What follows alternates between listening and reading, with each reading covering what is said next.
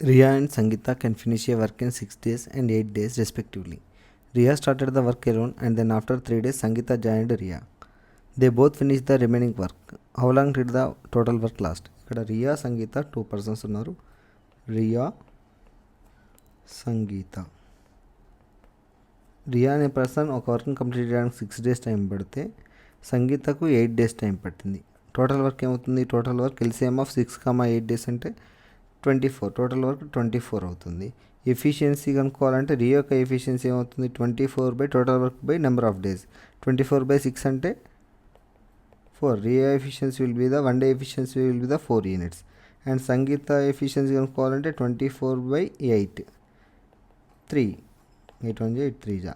Sangeetha efficiency 3, Riya efficiency will be the 4. ఇక్కడ question ఏమి అడిగాడు? Riya started the work alone.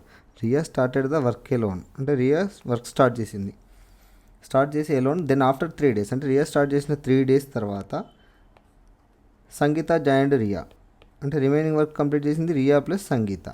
3 days Riya ఎంత పార్ట్ ఆఫ్ వర్క్ కంప్లీట్ చేసింది అంటే 1 డేలో 4 పార్ట్స్ కంప్లీట్ చేసినప్పుడు 3 డేస్లో 3 × 4 12 parts of the work complete అయింది. రిమైనింగ్ ఎంత ఉంటుంది? 24 పార్ట్స్లో 12 పార్ట్స్ టోటల్ వర్క్ ఎంత? 24 పార్ట్స్. ఆల్రెడీ 12 పార్ట్స్ అనేది 3 డేస్లో రియా కంప్లీట్ చేసినప్పుడు రిమైనింగ్ పార్ట్ ఎంత? 12.